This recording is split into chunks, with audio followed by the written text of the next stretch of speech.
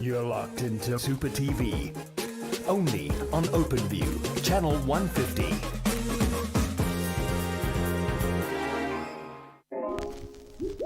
How to register a new Superbets account. SMS Supatv to 30978 and you will receive an SMS with a sign-up link. Click the link you receive, which will direct you to the Superbets mobile site. Click login.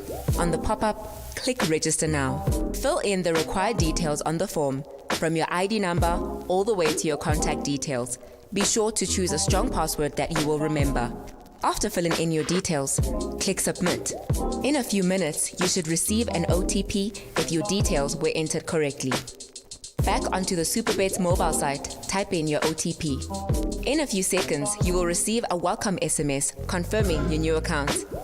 A 50 Rand sign-up bonus will reflect in your account within 24 hours of your sign-up. Welcome to our family. Superbets, bet with the biggest. Ipondo, no problem.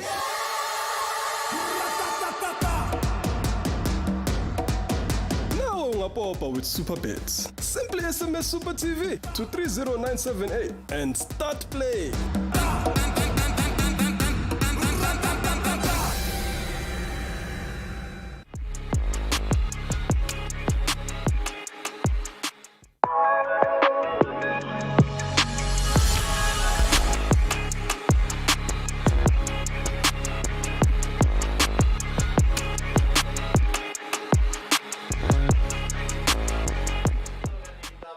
Hello and welcome to Mo Sports. Now you're watching us on channel 150 on your open view decoder. Super TV powered by Superbets. Alternative means of watching the show live is either going through your YouTube or going on to Facebook. And that's as easy as going on those platforms, searching for Super TV, and you can find Mo Sports there. I'm not alone as usual. I'm joined by our in-house sports analyst, Mr. Obi knows himself. Yesterday was his birthday. He didn't tell anyone. But if you follow him on the socials, yesterday was his birthday. He's a day older now and a year older and a little bit more wiser. I think maybe we should change that name from Obi knows to Obi wise. What do you think? But it's still the same, Obi knows. Okay, Obi still knows. So let's see if he knows the Mo riddle. The Mo riddle today reads as follows. It says, I made over 300 appearances for Kaizer Chiefs back in the 90s. I played in South America for Ferro, Cyril Worcester, and Columbus Crew. I won the AFCON with Bafana Bafana in 1996. Now, if you know who the answer to the Mo riddle is, it's as easy as going on your phone, saving the number 071-621-4746, and then sending us a WhatsApp message. Obi knows, what should people expect on today's show? Well, Mo, on today's show, we'll be talking a little bit about Euro 2020, taking a look at the 8 teams that have already qualified for the knockout stages, which means that there are 8 more teams that are left to qualify to make a round of 16. So we'll be talking a little bit about that. Before we do that, we'll also be talking about the news of what's been going on in South African football. And later on in the show, we have some Copa America action that we need to discuss. And let's kick it off with the news, shall we? And we kick it off with Royal AM and Mamkhize. Oh, I say and Mom Kids like that. Boy. You guys say that like it's a reality show. Boy, Royal it is. AM and Mom Kids. It is it's a reality show by now. Come on, She's part of the organization, so don't you want to just say Royal AM and their debacle? Okay, yeah, Royal AM and their debacle, that's what I would say. But yeah, we're talking about Royal AM, and if you missed it, right, let me give you a brief of what's been happening, right? There was a ruling that was given by Judge Sutherland that Sekhukhune were to be ordered or given the 3 points that they were owed from earlier on in the season. And another judge preceding the case by Judge Nyati ruled that Royal AM have a case against the PSL and they should actually be at the top of the table. So both teams in this case are sitting on a binding rule which has been put by Judge Sutherland, which says that Sekhukhune should be at the top, while Royal AM themselves are sitting on a case on rather a judgment that was given by Judge Nyati that says that they are the ones that should be at the top of the table. So there are 2 different cases in one case. 2 people are presiding over one case, which is causing a lot of controversy around the PSL. So what happened yesterday? Royal AM were ordered to go to the field and play their playoff game against Chippa United. And they did exactly that. They went to the field, but they didn't show up into the grounds. They just were outside, and some people were making way into the train, into the stadium. You could see the water bottles were taken out of the bus, going into the stadium, and you could some of the players were actually going into the tunnel as well. But as the match was about to start, only one team walked out of the tunnel and onto the field, and that was Chippa United. There was no Royal AM to be found, and when you looked outside the stadium, the Royal AM players were driving off. They were driving off with their cars. Some were in the bus, some were driving their Lamborghinis. Royal AM, they are out there with the monies. So a lot has been going on in South African football, and just by that, Chippa United were given the 3 points. They were given 3 goals as well. They got a walk over. So that kind of puts a bit of contention on the PSL itself. I mean, this is a situation more than we've been saying should have been sorted out a long time ago, and look now where we are. I mean, it's a big problem. I mean, I'm speechless at this point. I mean, how do you have 2 cases for the same issue? I mean, that first for me is a big problem, because we're not respecting our legal system. We're just saying that we have enough money to buy our way into another courtroom with another judge and get our own verdict against the verdict that was given by a judge who was presiding over this case. But to be honest with you, Obinos, it does show a lack of respect for the game. It does show a lack of respect for the league. It does show a lack of respect for the fans of football. I mean, if you look at the whole situation, that was a verdict that had to be given in January, only given now a couple of months ago, and then they still cannot respect it to say, okay, fine, we fell short by the points, let's play the playoffs, let's get through. I mean, for me, it's a matter of just play the playoffs. I mean, If it was your it's team, harder than that. It's more difficult than more. Your players haven't trained in like 15, 16 to 20 days, bro. They haven't trained. You're trying to play a playoff that is going to make you go into the PSL. You knew when you played the last game of the season that nothing was for certain. But that's not on them. That's not on them either, because at that time they were at the top of the table. The table said they were at the top. So they still have a big case. But look, it was a pending case. If this case was so pending, then why did the PSL allow that last match day to happen? It's the PSL's fault. It is all the PSL's fault. We cannot blame. So what is the verdict then? Should the PSL now stand and add this team into their ranks? Or what? Should we have a 17-team league? Look, what's going to happen? At this point, I think that one, the option you just gave is off the table. And I say this because of what happened yesterday. I mean, I think Royal AM not honoring their game is another case on its own on the PSL against Royal AM. What happens now? Do they go back to playing in the National First Division? What do they then do from there? Are they going back to South Africa? I understand the drama of let's show up in our Lambos and then not play and then leave. But what happens next season? Are you guys playing in the National First Division? What happens to the players that you have in your ranks? Are they going to be unemployed? I mean, it's not just about the leadership of the team. It's not about the big personalities involved, the rich personalities involved. It's about that young man who's 18 years old who told his family that I'm going to play football, I'm going to make a career for myself. He plays for Royal AM. He doesn't get the promotion. They're fighting in the courts. He needs to be on the pitch. That's where his bread and butter is made. So if now tomorrow Mamkhize decides we're dissolving this team because PSL doesn't respect us, what happens to that boy? Yeah, well, a lot could happen. I mean, I don't know if Royal AM or Mamkhize are looking to, would that even be an option, to let go of the team. Yeah. But the day before the game, on Monday evening, she released, in fact, it was Monday afternoon, she released a video on Instagram, and that video was basically her talking about the whole case and what her thoughts are about the whole case. And at the end of the video, she spoke about if this is the mafia, mentioning the mafia that she's dealing with, then so be it. But one thing she mentioned before that was her team was not ever going to play in the playoffs. So I don't know if, as it stands right now, we're seeing the PSL like giving walkovers against them. And, it looks like it might just happen with their next game as well. And if it does happen, that would obviously mean that Royal AM would be in the second division come next season. Who knows? Next season, expect that when Skokuna United kick off their first game of the season, Royal AM will be walking out of that tunnel with them. With this kind of drama that they're pushing, I wouldn't be shocked that there's 11 players coming out of the tunnel and another 11 coming along with them. 3 teams on the pitch that we deserve to also be here. I feel like that's the kind of drama that might end up ensuing in this situation. But let's move on to the big transfers that are taking place in South Africa. Who's moving and why? Well, at the beginning of the season, London Pirates are struggling with a right-back position. They had Wade Joost in that position. And I did make a complaint earlier on the season that they have a right-back which they just loaned out to Golden Arrows by the name of Dube. And Dube is coming back from loan from Golden Arrows along with Justice Shabalala at Bloemfontein Celtic, a centre-back.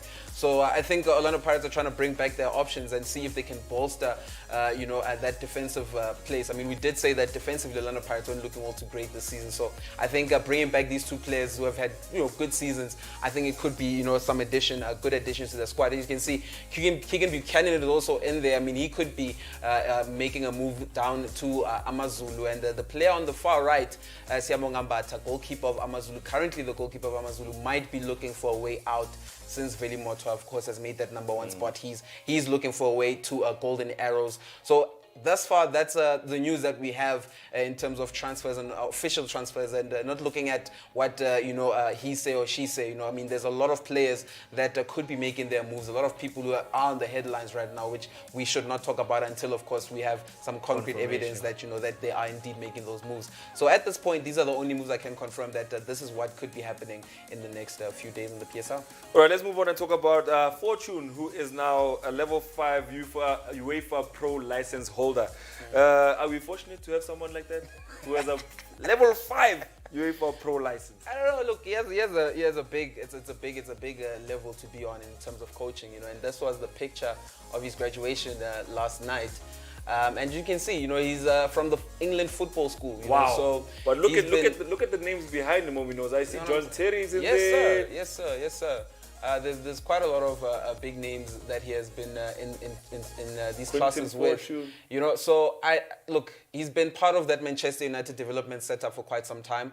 I'm glad that he's leveling up his coaching badges, but as to how far he would help us as a country, I'm not all too sure. I mean, he has worked under Bafana under Stuart Baxter, so I don't know if he'll come back to South Africa and try and apply his trade here. It would be very good to have a coach who is so established in terms of these coaching badges to come and coach in South Africa. I mean, he is South African. He's represented the national team as well, so I do think that his knowledge is very much needed in South African football. Well, it's also needed in England. If we can get another coach in there who can represent us, maybe then he might open up the ways for Pito, and Pito might also go coach like Tottenham Hotspurs, like Obi knows is saying. Hashtag what? Hashtag to Pito to Spurs. All right, let's move on to the next situation.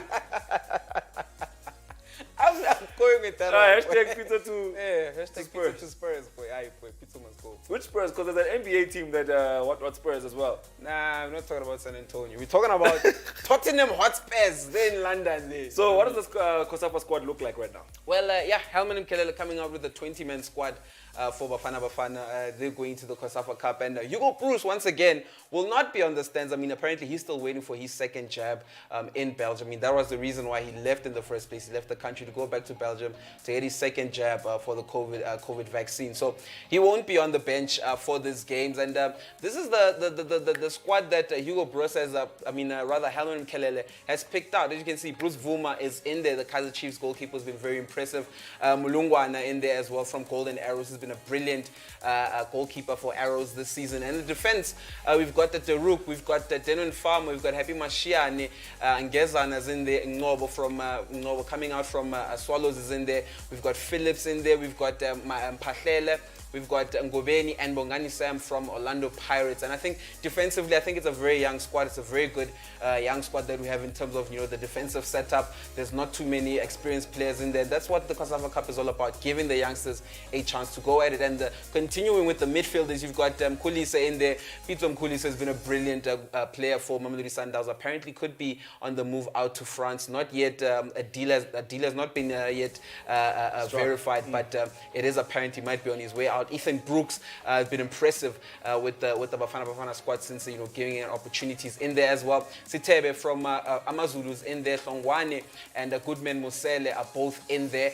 And the striking force, you can see Sokhota is in there, and Tiklas Tutlwa is in there as well. Vincent Pule and Tsehofatso Mabasa is in that squad as well. I mean, I'm happy with the squad. I mean, it's a COSAFA games, and usually in COSAFA we see a lot of players that we don't know, and they usually pick out the players from the under 23 team. But because the under 23 team is going to play in the Tokyo Olympics soon, they are still trying to gather up their squad and get some teammanship going in that space. So they had to pick out some players in the PS, and I'm pretty happy with the selection that has been made. I see quite a lot of quality in that squad as well.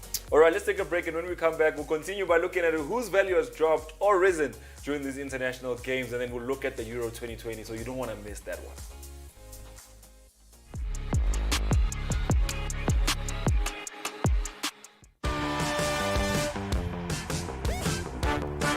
Dibra, don't be such a nuisance.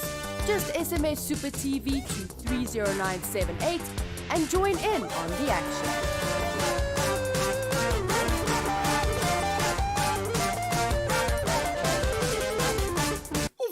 Lumalamba.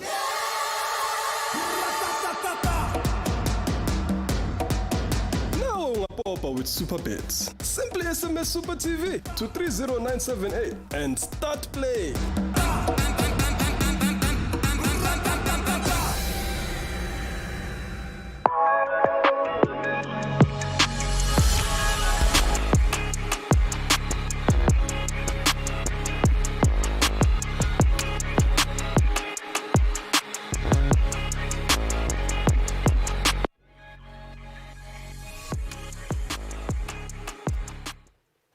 Welcome back to Mo Sports. Now we're talking all things Euro 2020. If you're just joining us, we're talking you through the news. I mean, Royal AM that didn't make it onto the pitch but made it to the stadium. A Quinton Fortune who now has a level 5 UEFA Pro license. That's what we've been covering so far. So before we get ahead of ourselves, let's show you the Mo riddle and see if you know your football that well. I mean, if you know South African football, you know this man very well. I mean, I'm not going to read it. I'm going to try to remember what I said here. He played for Kaizer Chiefs, making over 300 appearances in the 90s. He went on to play in South America for 2 clubs there. The names are very hard to pronounce, except for Columbus. Columbus is not a hard name to pronounce. But if you know who this man is, the number is 071-621-4746. Save that number and then send us the answer through WhatsApp. But for now, let's continue with the show because we need to be talking about what's happening in the Euros. Now, the business is done, Obi knows. Yeah. Wales, Denmark, Italy, Austria, Netherlands, Belgium, England, Croatia, all making it to the knockout phases. But they're waiting for 4 more teams. Yeah. And who do you have your money on to be joining them in this prestigious stage of the Euro 2020? They need 4 more teams, and me, I'm looking at half of Group F. Of course. Or 3/4 of Group F. I think those 3 teams in Group F are gonna make it. The question is talking about. Let's mention. Wait, before you mention those teams, because I thought about this, and Obi knows you told me something the other day. You said that they're gonna get some teams that are sitting in 3rd place to go through to the next stage. Yeah. But that's based on their performance. So right now, as things stand, Portugal are sitting on 3 points. Yeah. So they need to draw against France. Basically. But if France beat Portugal have 3 points. Finland have 4 points. But where's Finland going to get the 4 points from? Oh my goodness. But that's Hungary. Is it Hungary? Yeah, they're in Hungary. Hungary is the team that's in that group. No, but are they taking 3 teams from Group F? It's done, deal, sealed? Or is it based on performance all over? Sorry, I messed up there. I'm thinking of something else. But yeah, that's a problem because they choose only 4 teams that are the best in 3rd place. Yes. So I've seen that Switzerland have 4 points. Yes. Switzerland are in there because they've got 4 points. Yes. And like you're saying, Finland are sitting on 4 points. Exactly. So if Portugal don't get that 1 point, there's no Portugal in the next round. Could be a mess. It could be a real mess. I mean, it would be a surprise, a shock for me, because I've been saying, they are part of my teams that are going into the semi-finals. So it would be a big problem if they didn't make it. But I think teams like Finland. They've done very well. We have to give props to them. I mean, no one gave them a chance. Finland, a team that, who would have thought? I mean, we didn't think they'd beat Denmark in that first game. Yeah. The most unfortunate thing happened, and they ended up getting that win. Later on. Yeah, but Denmark turned it around. They did brilliantly as well. I mean, we can't take anything away from Denmark. I mean, the way they played, they were unbelievable. I mean, I think they capitalized on mistakes. They were on their toes the whole game. They made sure that they were very tight against their opponents and made sure that they get any sniff of the ball. They're making sure that they steal it, especially in the midfield. I mean, we've spoken about Pierre-Emile Højbjerg at Tottenham Hotspurs, and I'm glad that he's bringing those performances back into the international stage. I mean, let's look at how the group stand, because I'm quite intrigued to see how it goes in terms of the situation here at this level of football. But let me talk you through the groups, because we can't quite show you the groups at this moment in time. But Italy is sitting on 9 points. Wales are sitting on 4 points. Switzerland is also sitting on 4 points. That's Group A. In Group B, Belgium is on 9. Denmark is on 3. Finland is also on 3, but their goal difference on -2. And then going into Group C, Netherlands is on 9. Austria is on 6. And then Ukraine is also on 3 points. So a lot of teams are here sitting on 3 points. The Czech Republic is sitting on 4 points, level on points with Croatia in Group D. And England is topping that group with 7 points to their name. And then Group E, Sweden, Group E still has to play because they have not played their last games. But the way it stands right now, Sweden on 4 points, Slovakia on 3 points, Spain on 2 points, and Poland is on 1 point. But as you know, the group of death, as things stand at this moment in time, everybody's goal difference on 1. That means France, Germany, and Portugal, their goal difference on 1.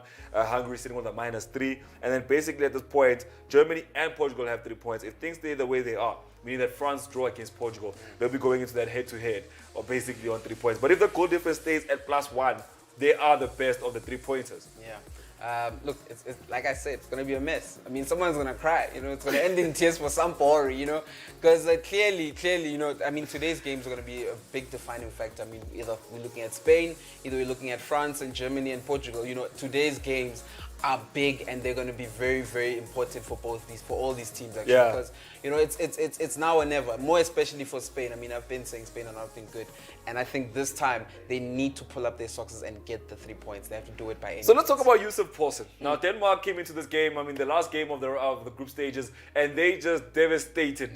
They were just in devastating form. I mean, look at the quality of the goal, the quality of the movement. They look like the Denmark we expected to see in the tournament. In fact, they look like the Turkey we expected to see in the tournament. They outperformed our expectations. They did, especially after the situation that happened with Christian Eriksen. I mean, we did say on Monday that if anything, we expect them to play for Christian Eriksen in this game. It was that game where it was all on the line for them, and they pulled up. They made sure that they capitalized on Russia. I mean, Russia, they were all over the place in that game. I mean, they showed a bit of promise in their second game, and coming into this third game, I thought that Russia had a bit of more emphasis about them more than Denmark did. But I think Denmark showed up. They showed up. They made sure. I mean, especially this goal that with the Yusuf Poulsen celebrating there, it was a mistake which they had to capitalize on, and back pass to the goalkeeper, very short. Not seeing also the defender passing that ball and not seeing Poulsen coming through from the blind side and getting the ball and tucking it into the back of the net. So I think that is a lot of motivation for them going into the next round of the competition, and I don't think they are going to be the biggest team to worry about, but they definitely did make sure that they pulled up in this game. All right, let's move on and talk about Croatia now. Croatia is a team that has the likes of your Dejan Lovrins in there, your Vidas. Did we expect them to perform the way they did last night?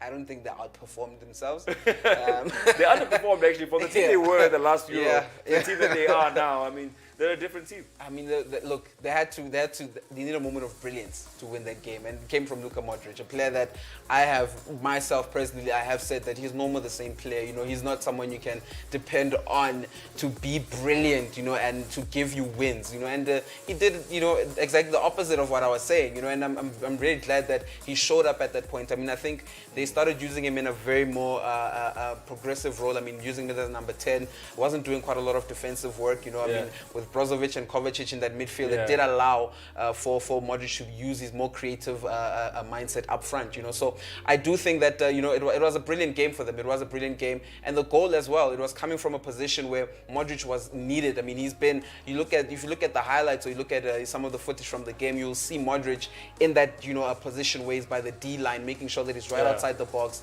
When the ball drops for him, he's the first one there, and it reminded me of his days at Tottenham Hotspurs. I mean, I don't know if you remember him back in those days. Was more of a actual number 10, playing in a much more progressive role, and that's what they brought out of Modric last night. All right, let's move on and talk about England now, the team that everybody is talking about at this moment in time. Will they be the team we expect them to be? Will they live up to expectations? Will they surpass those expectations? That's a question that everybody has on their lips, because you look at the squad, you look at the bench, you look at who's in reserve. It's a very good quality squad in terms of the big names that they had on the pitch. But I like the fact that they started with the Declan Rice and that Kevin Phillips combination in the middle. They did add Saka, who took off his shirt to celebrate someone else's goal that he didn't even assist in. But let's talk about this team. England coming in, they're looking strong. Gareth Southgate coming out to social media to say that we are a team that you should expect to make it all the way.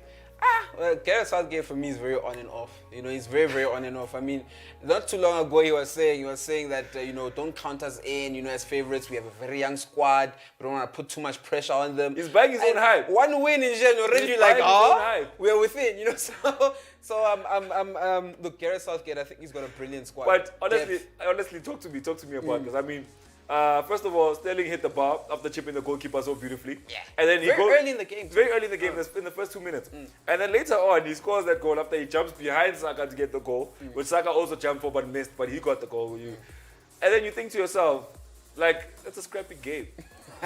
That's a very scrappy game. I think only the first half. I think the first half was the one that looked a little bit more of something you could watch. You know, I mean, Yeah. I like the fact that they started Grealish, and you know what? Remember what we're saying? We're saying that they don't have enough going through down the wings because Yeah. the players that they had, All you number know, 10s. they also want to get very much into the middle, and no one is Those congested, taking, yeah. you know, taking someone down the field. And we saw with Jack Grealish with the goal as well, you know, taking someone down the flank and crossing the ball and, you know, going to the far post and the goal came in. So I'm glad with, you know, the way that Jack Grealish brought a difference into the squad. I mean, not always trying to get into Harry Not trying to Kane's- beat a man. You know, yeah, not trying to get into that area where Harry Kane is supposed to be, you know, and it kind of did allow Harry Kane to also, you know, play in a much deeper role as well. I saw him, especially with that first chance that you're speaking about with Raheem Sterling. I mean, he ran around with the ball in the circle and, you know, made that pass. So I do appreciate what Harry Kane can give you besides the goals, and it's something that he should have done a lot more. I mean, yesterday was the first time he had a shot on target in the whole tournament, you know, so I'm glad that, you know, he pulled up his socks and started working a lot more and not only focusing on getting the goals. So after that scrappy result, I'm starting my own hashtag, Tony Pulis 2 England. Guys, I'm telling you, give the 3 lights to that guy. I mean, England is a scrappy team. They're not a Spain, they're not a Germany, they're just a scrappy team. They've got Ferraris, They need a scrappy coach. They need someone who understands that we need to grind out the results. It's different. When It's I was playing indoor for this one guy, he knew that he had a scrappy team. He used to say, grind out the results. He doesn't care how you get the goal, whether you score it with your nose, with your ear. Grind out the results. That's what England needs. They don't need to look fancy. Yes, be honest, they have they- a fancy league, but they don't have a fancy squad. Do what you gotta do. I think they're grinding out results now. Yeah. I think what they're doing is grinding out They results. live in true to their identity. They need more, though. They need more. I think they've got Ferraris in there, my guy. They need to stop looking at these minivans. You know what I'm saying? Yeah. We've got a Ferrari, you know, drive it, my guy. You need someone a coach who'll be able to get what, you know, these players have, get it out of them. And I don't think I think Gareth Southgate is more of a Tony Pulis than, you know. I think so. No. If you give Tony Pulis the same players, he'll do the same thing. No, he that won't. Southgate is doing. He won't. He will. You'll have his In number fact- 9 and you'll have like... No, in fact, this guy's gonna change the whole squad. He's gonna take out all these youngsters. Bring in, play 2 up front, Dominic Calvert-Lewin there, And Kane. and then Harry you know Kane. he's going to do the midfield. He's going to say Kevin Phillips, Declan Rice. Then he's going to say Jordan Henderson and James Milner. With a back 2. That's his whole team. Just those 4 midfielders. He's a happy man. He's telling you, look, all we're going to do is get the ball into the box. Probably Trent would have made it. He would have found a way to say that who's this guy? Robertson is from England. He's like, Scotland, England, same thing. Bring this guy here. Look, but let's move on, before we get ahead of ourselves with this whole chat. Jadon Sancho. Jadon Sancho. Yeah, Jadon. Talk to me about this player, because everybody has mixed views about this man. Talk to me about it. I mean, I'm just saying, all I'm saying is for the past 2 seasons, Jadon Sancho has had a better season than both Sterling and Saka combined. You know what I'm saying? But he's benching. But he's benching. How? How? Is it because maybe, you know, I'm hearing people saying, nah, maybe it's because he doesn't play, you know, in England. And I'm but thinking, Trippier's there. but what I'm thinking is maybe, you know, these are the stats. These are the stats. You can see this is just last season, you know, Sterling playing at least 10 games more than Sancho did. Sancho has 16 goals and 20 assists in there. Of course, he has more goal contributions than him. Saka has 46 games, only 7 goals and 10 assists. Of course, he's much younger than both these players. But I still Look feel at the like, amount of games they've played, though. you know what I'm saying? And both of them, and Sancho still has better numbers than them. I don't understand. The variety of competition they've been playing in. I mean, if you look at Exactly. Sterling, I mean, Sterling has England has a Carabao Cup, FA Cup, Premier League, plus the Community Shield for some, and then you have to also There's a lot. They have a lot of competition. see what I'm saying. Obi knows. Jadon Sancho is a better player on the stats. But the thing is, like you're saying, your players like Tony Pulis. It's like, I don't care about that. Can you cross? I don't care. I don't care if you can beat us there. I don't care if you can throw ball. Can you cross the ball? You know what I'm thinking? I hear you guys saying that. Nah, maybe it's So who cares about?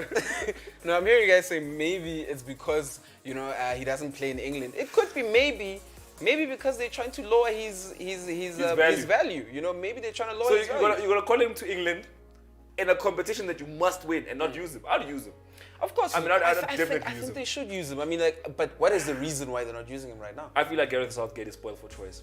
I honestly No do ways, believe Mo. that he's spoiled for choice in that position. Oh, Mo, but he still needs to be at the top. In that position. His numbers are much better. But in that position, he's spoiled for choice. But his numbers are much better. His numbers are much better, but you know what I mean? We're dealing with Gareth Southgate. All I'm saying is Tony Pulis. Put that boy there. Would have had a whole different situation. Can you cross now? You know those guys, can you cross now? Coach, I can dribble. Can you cross the ball? Coach, I can shoot. Can you cross the ball? Then you hear Saka go, yes, coach, like you're in the squad. Let's go. So let's take a break. When we come back, make sure that you can cross so you can join us here on More Sports as we continue the conversation about the Euro 2020.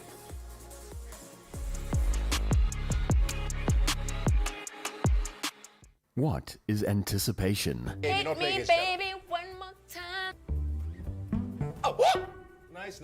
It's nice.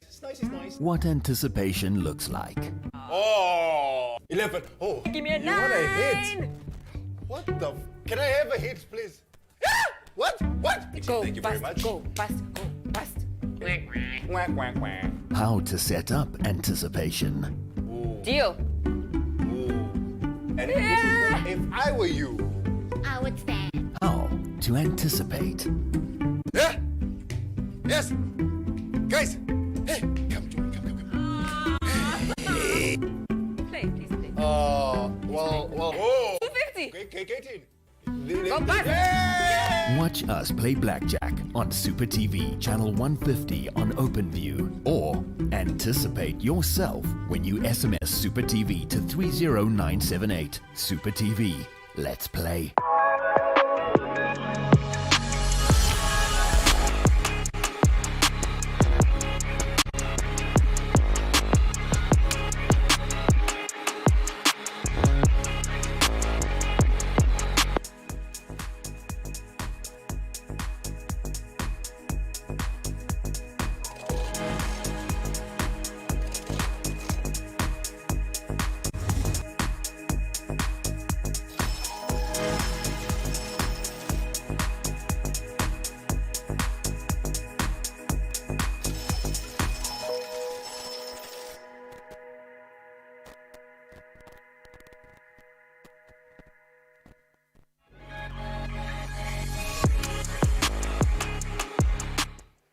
Welcome back to More Sports. As usual, we'll continue the conversation around the Euro 2020. Before we get ahead of ourselves and start talking European football, let's remind you of the Mo Riddle. It's a little bit more local, if you know what I mean. A little bit of a hint there for you.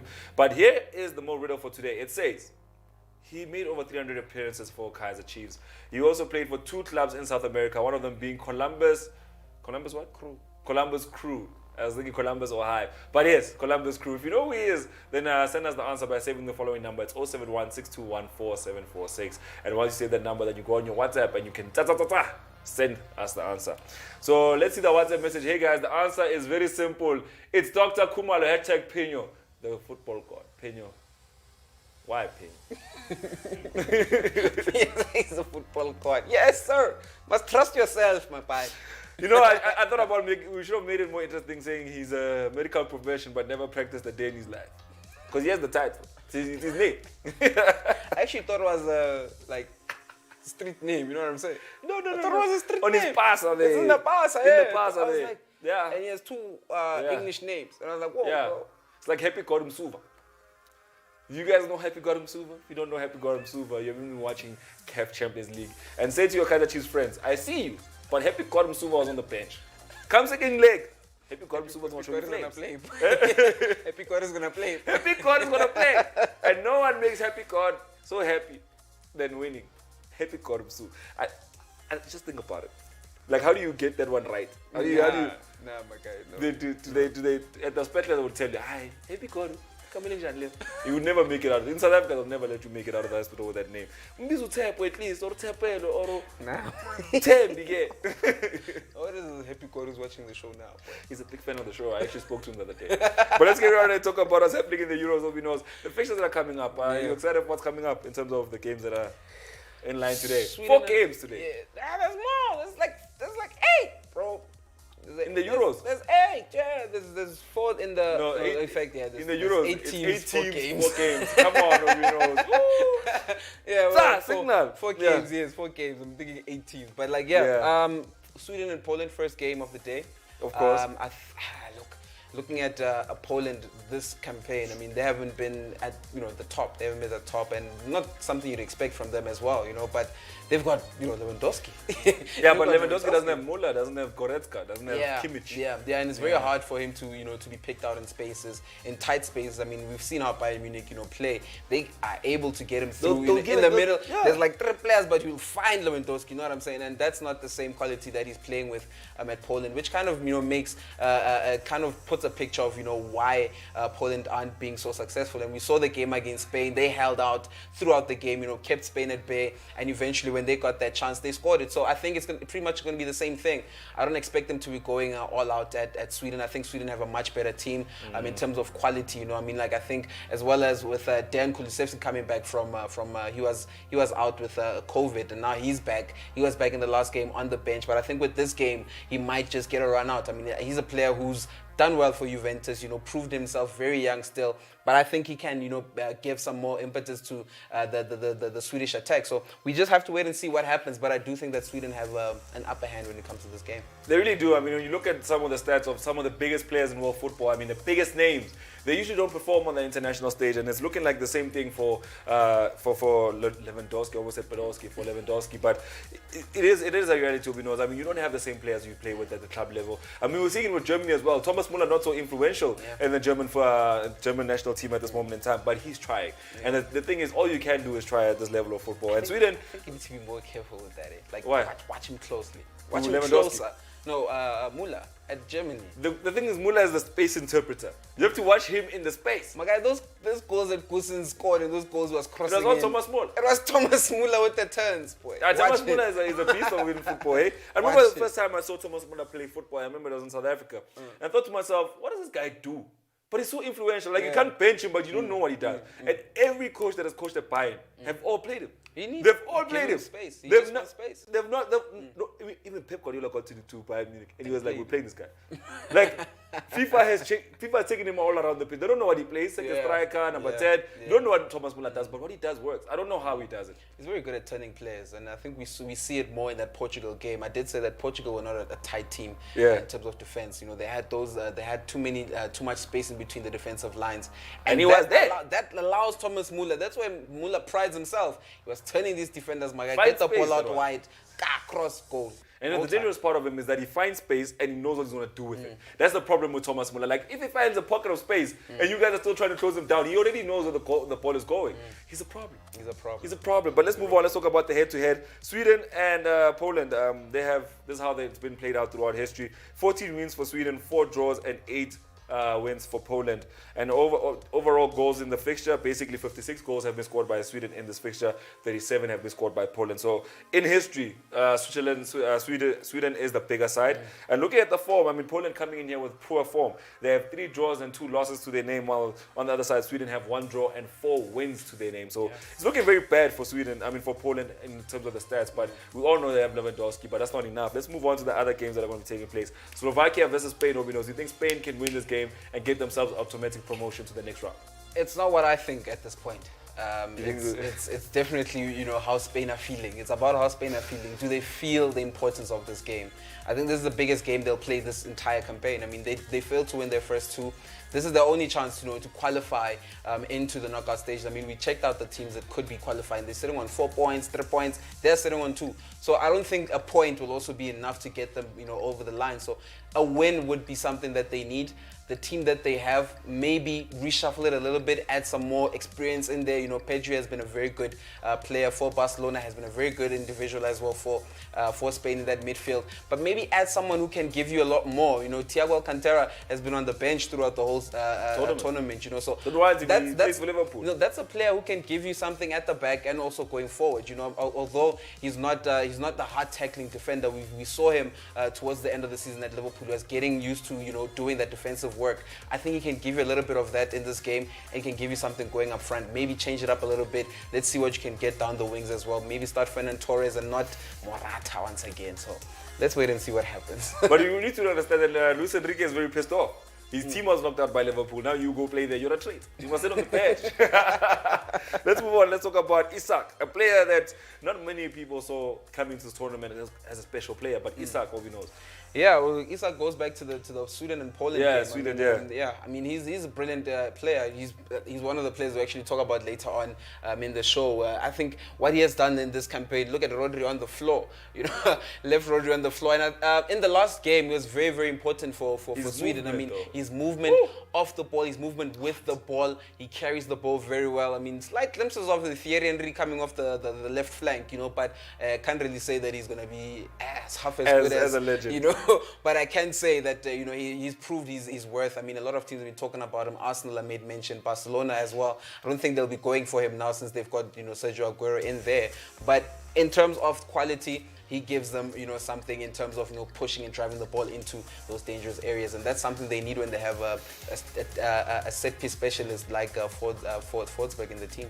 And now we need to talk about the Group F, Group of Death. Now we can't talk about Germany and Hungary because that one is it's already decided. We all know which way it's going. But let's talk about the game that hangs on the line, on the wire. Now, we could say on the wire we have France and Portugal, but the question is, who's going to take it? I feel like Portugal right now are not in a good mood whatsoever after what Germany did to them. With 5 Euros, 5 defeats, you're going now to go face a France that is a World Cup winner, not so long ago, just how many years ago? 4 years ago? Yeah. But they're still feeling hot. But still, this is the same team that beat France in the final of a Euro, And the next game, if I'm not mistaken, between them ended in a draw. It was a friendly game. What do we know? In a draw. What's at stake here? What's at stake is of course the knockout stages, my guy. And both teams, of course, are looking to get into those knockout stages.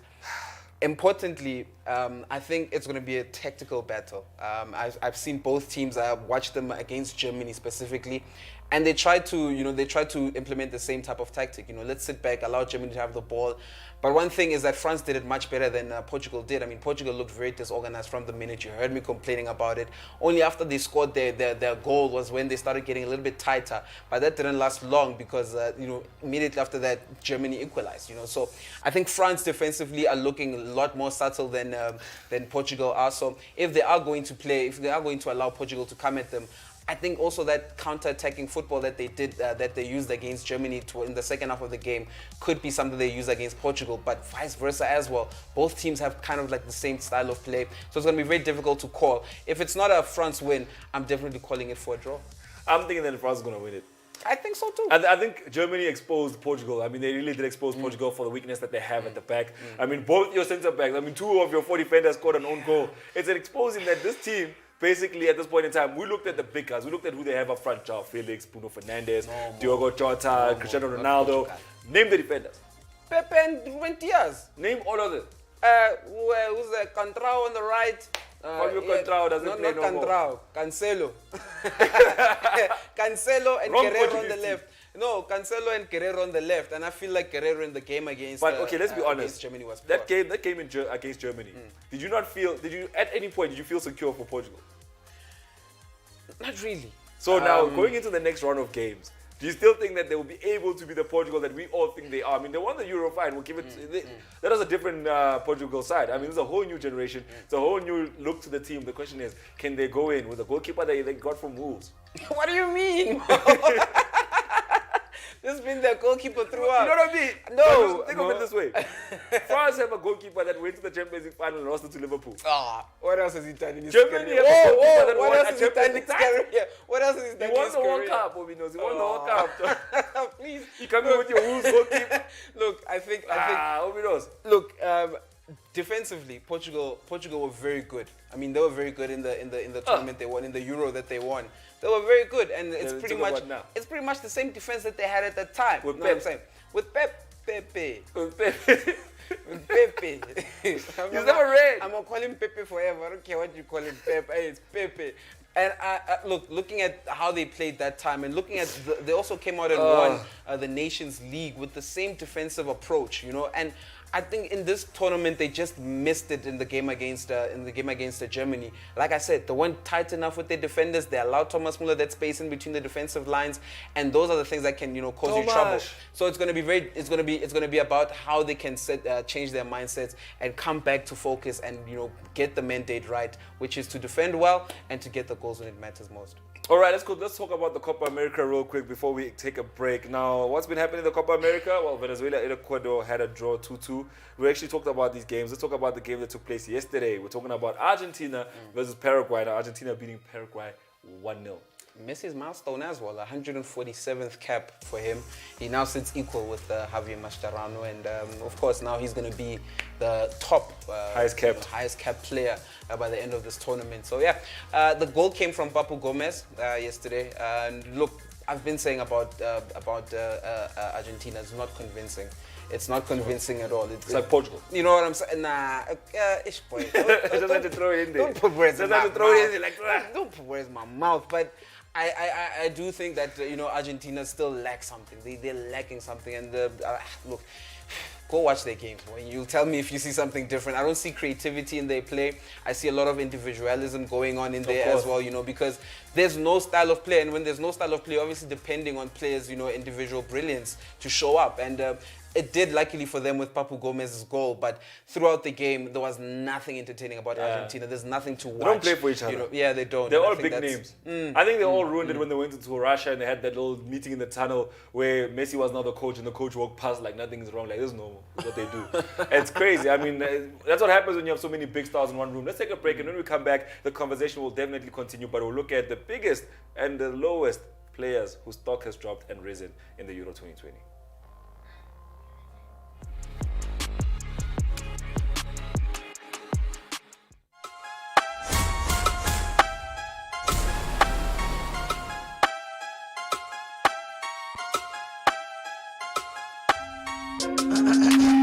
Is this thing on? Ayo, is this thing on? Because I'm gonna take over.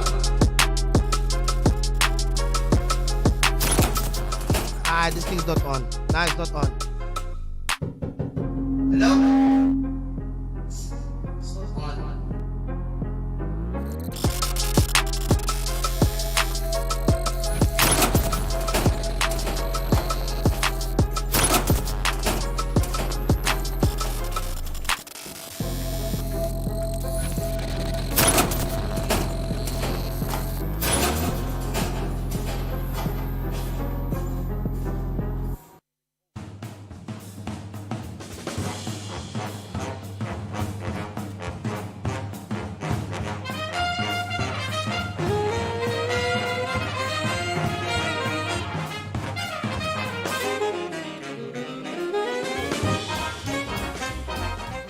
Treat people fairly. I don't like double standards. If there's a rule, let it apply to everyone.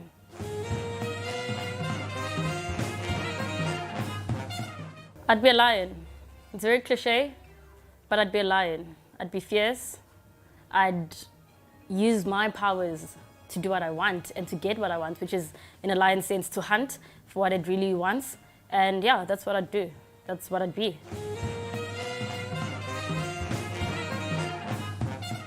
Insanely rich but ugly, I can buy beauty, it's fine.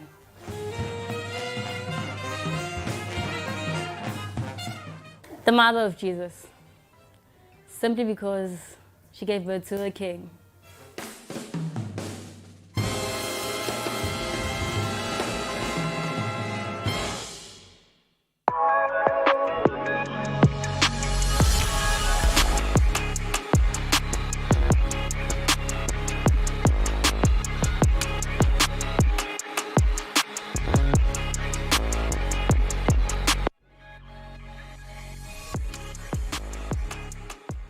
Welcome back to the show. Now, a little bit of advice to all our viewers at home. Be sure to keep your iPad close because you know that iPads are growing feet these days and you don't want to lose yours. Make sure that you keep your iPad close. No, I need to make sure. I mean, do you think whoever it is who was brave enough to be like, President's iPad, I wonder what's on here, and he left. It's too much, that man. But we've been played, boy. It's too much. Let's not be political, but we've been played. No, but it's fine. Man, now we have a little leak there. Maybe the president has been sending people pictures that are not appropriate. No, they actually came out and said it was a joke. It was a joke, yeah. Bad joke. It's a bad joke. The country we live in. I mean, first of all, he's met all the presidents last week. And then now, all of a sudden, next week, he's just like, lost my iPad. That's deep. All this country's like, that's dangerous. They're stealing the president's iPad. You know, it's dangerous. You can't just go to Mzansi. Yo, we can't play like that. Like, now you're calling your president, yo, Biden, where you at, man? Come through to Mzansi. Like, oh, they stole your iPad. Me, I can't show up there. You know what I'm saying? They steal me. For the president to play like that, nah. But it shows you, to him, life is nice. Like, it's fine, it's fine. My guy. You know, all of you that didn't get chance, it's fine. We'll see you next week. Welcome back to More Sports. Let's talk sports and stop talking politics. Now, we've had our fun. Let's talk about football, Obinos. Now, you said the players that have lost stock or risen stock during the period of the Euro 2020s. What are their names? I mean, I know a few players that I feel like after Euro 2020 need to get sold. Need to move on to other teams. I'll let you name one that is risen. I'll name one that's risen. Kevin Phillips. For me. You think he's raised his stock? I think in the qualifiers, we already knew about Phillips. When he got to the Premier League with Leeds, we knew about him. We knew about his importance. We didn't quite see it because of the Leeds setup, because that setup is so dependent on him being fixed and playing a very disciplined position that we don't see much of him. But now that he came to England, he has a little bit more freedom. And you saw what he's been able to achieve. I mean, I saw Henderson come on, and I was like, what is Henderson doing here? Yeah. You know, that's how good of a player he's been in this championship. So I think that now, like, the focus has moved from your big names that are around him. Now he is the main man in that midfield for England. Okay, I could agree. Yeah. I agree. He's been very good. My first guy will be Dumfries, Netherlands, right wing back. I don't think a lot of teams were expecting to come into this competition and look for a right back or a right wing back. But I think he's pulled eyes, towards himself. I mean, getting the 2 goals for Netherlands, of course. Netherlands are choosing to use, the wing backs. So I think first he's my first pick, Dumfries, and my second pick is Goossens. Your second pick is Goossens? Yeah. Another left wing back. A player that almost didn't become a professional footballer. Really? Yeah. What's the story? 17, he went to trials at Dortmund, didn't work out, then he left, and then he got other trials, and then it was a long journey for him. At some point, his mom was like, yo, dude, let's go work, go be in aviation, what, and he was like, aye, because the soccer thing wasn't working. Yeah. So he actually turned around in his favor. And then a player that I feel like his stock has dropped a little bit. Not a lot, just a little bit. I mean, we know him as a Man United player. I'm thinking that Bruno Fernandes. He has not done much in the group stages. Forget it. What? His stock is not dropped? He's not dropping no stock, that man. Bruno. Hi, boy. Maybe you don't like Man United that much, boy. Bruno, nah. I don't think this will affect him in any way, actually. I don't think this competition will affect him anyway. And if anything, he gets a higher stock if he puts in some great performances. Maybe today he puts in a great performance, he gets a higher stock. But to decrease, against France, especially against France, Kante, Pogba, Tuliso. Should he do that? Should he do that? He's not gonna do that. Oh, should he do that, my guy? No. Make him worth 120 meter. It's fine. Okay, another player that's picked up stock is Romelu Lukaku. Okay, give him that. He's a brilliant player. He's a brilliant striker. He's an icon. 96 appearances, 63 goals. That's crazy. I've told you so many times. He's a beast. I've told you so many times that Romelu Lukaku is one of those players, right? But Benzema. No, guys. No. So when I come with my strikers. No. Both of my strikers. I had to give you Lukaku so you can shut up. But now Benzema. Guys, no, guys. Have you seen Benzema? Like, have you seen Benzema? Yeah. Have you seen Benzema? Yeah, no, I'm asking. It's a genuine question because I haven't quite seen him on the pitch. He's been disappointing. I mean, after all that hype, like we're bringing him back, we're forgiving him. He's gonna be the striker. He's gonna take us to these Euros, and then boom, misses a big chance. Goes the rest of the half doing nothing. Giroud comes on. They're not passing him because they're pissed off at him, but he still has more influence in that box. I mean, I feel like maybe we should say, let's forgive him for this tournament. Let's give him a World Cup and see. But guys, I always say one thing about Benzema. Benzema, Real Madrid chose him over Higuain. Of course. And I'll never forgive him for that. Where's Higuain now? Higuain tore up with Napoli. You saw him. But where's Higuain now? Golden boots and everything. Higuain now is there in the MLS. He's got a beard. He's looking like the other Higuain who plays for that team. Yeah. He's tearing it up. No, it's not. Overweight and tearing it up. Look, my thing is, Benzema let me down. Yeah, I understand. Yeah. One player that raised stock for me, Locatelli from Italy, midfielder. The whole of Spain. Is Italy, not Spain. Yeah. Italy, Locatelli. I'm saying the whole of Italy is hard. I mean, you look at Spain as well, like you didn't know him just last week, and now he's the main man. Yeah. Donnarumma as well, for those of you who didn't know him before the PSG move. He's big. So I think Locatelli replacing a player like Verratti needs you need to be something special. And he's done it very well, seamlessly as well. Alongside Jorginho, he's looked like a perfect fit. I think coming out of this season with Sassuolo, he could be looking at a big move, by the end of the Euros. All right, before we let you go, let's give you the answer to the Mo riddle. Although Pino, #Pino, the football genius, has sent us the answer already. Let's see the answer. Let's see the answer of the Mo riddle. We're looking for it because this man is a surgeon with the ball. He's a medical professional. I will be known. Go take this picture of this good man. What do you mean when I take this picture of the Grootman? Boy, that's the best. Look at that. He's wearing the anniversary kit for Kaizer Chiefs, boy. What more do you want, boy? With the Puma caps. Oh. You know the Puma is still with this man till this day. No, you see, marriage, this I'm man. gonna tell you a secret after the show. All right, no, let's take a break. Oh, let's end the show actually because I wanted to hear the secret, come back and tell you. But apparently it's over. So thank you for joining us here on Mo Sports. We'll see you again on Friday from 1 to 2 p.m. At least by then we'll be in the knockout phases of Euro 2020.